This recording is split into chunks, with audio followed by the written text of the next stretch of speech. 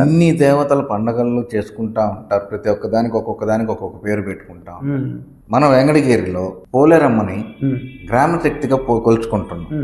అసలు ఆమెనే ఎందుకు గ్రామ శక్తి కావాలి? ఆ పేరు ఎందుకు ఆమెకే పెట్టారు? పరమశివుడు ఒకసారి దక్షిణ భారతదేశానికి వచ్చాడు. దక్షిణ భారతదేశానికి వస్తే ఆయన కైలాసం వదిలే ఆయన చెమట పట్టింది. చెమట బిందువులోంచి ఒక చెమట నేల రాలి దాంట్లోంచి ఒక శక్తి ఉద్భవించింది.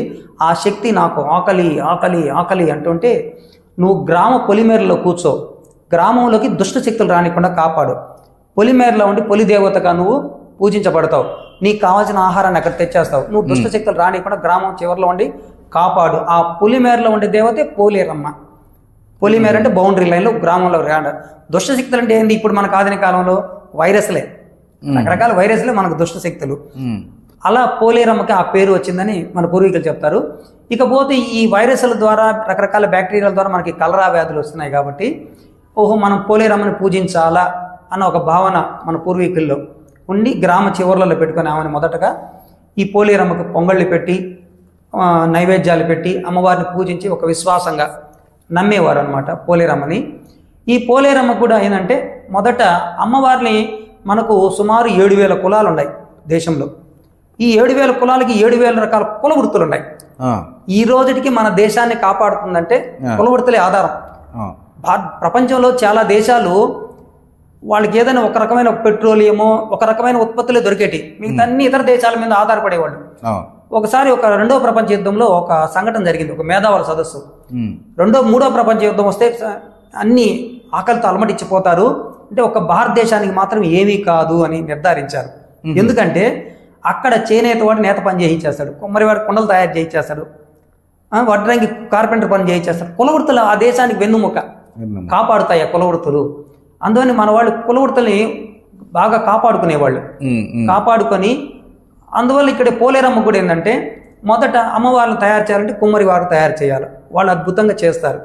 చేసిన తర్వాత దానికి అందంగా అలంకరించాలా, చీర కట్టాలా. చీర కట్టడం వల్ల నైపుణ్యం వెళ్ళుకుంటుంది అనమాట. దోబీలు వాళ్ళు చక్కగా అద్భుతంగా అలంకరిస్తారు అనమాట. ఇకపోతే ఆచార్యులు ఉంటారు, కార్పెంటర్స్, వాళ్ళు అద్భుతంగా రథాలు తయారు చేస్తారు.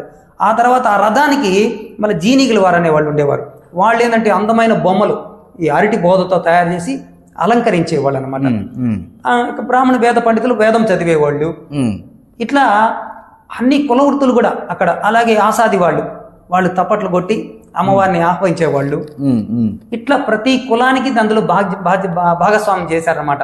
అంటే అమ్మవారు ఒక కులానికి చెందింది కాదు, అన్ని కులాలకు చెందిన ఆమె, అందరిది. గ్రామంలో ఉండి ఎంతమంది ఎన్ని కులాలు వాడు ఉన్నారో అందరికి చెందిన ఆమె. అందువల్ల మన పండుగ మన ఇంటి వరకు పరిమితం చేసుకుంటాం. మనం గ్రామంలో ప్రజలందరూ ఒక దగ్గర జతలుగా, జాతం అంటే కలయిక, ఎక్కువ మంది కలిసి చేసుకోవడానికి జాతర అని పేరు పెట్టుకొని గ్రామ ప్రజలు ఎవరి పండుగ, సంక్రాంతి పండుగ వాళ్ళ ఇంటి వరకు చేసుకుంటారు, భోగి పండుగ వాళ్ళ ఇంటి వరకు చేసుకుంటారు, వినాయక చవితి వాళ్ళ ఇంటి వరకు చేసుకుంటారు.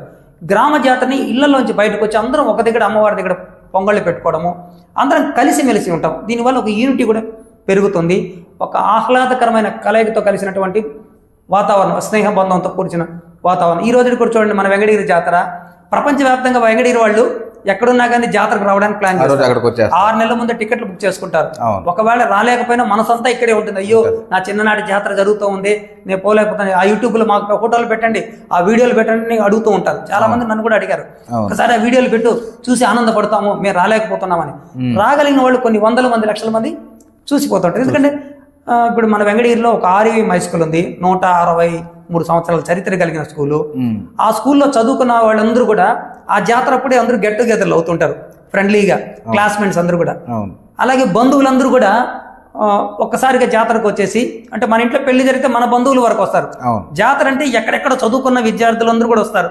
పూర్వపు బంధువులు, మన వీధిలో ఉండి వెళ్ళిపోయిన వాళ్ళు, స్నేహితులు, వీళ్ళందరితో కలగడము మనసుకి ఆనందం.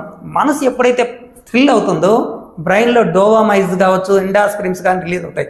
తద్వారా మనసు చాలా ఉల్లాసమై మనకి ఎక్కువ శక్తి కలుగుతుంది, ఆరోగ్యము, మన ఇమ్యూనిటీ పెరిగిపోతుంది మన కణజాలంలో ఇటువంటి కార్యక్రమాలు జరగడం వల్ల. అందుకే తరచూ కొన్ని సాంస్కృతిక కార్యక్రమాలు ఈ జాతరలు జరగడం వల్ల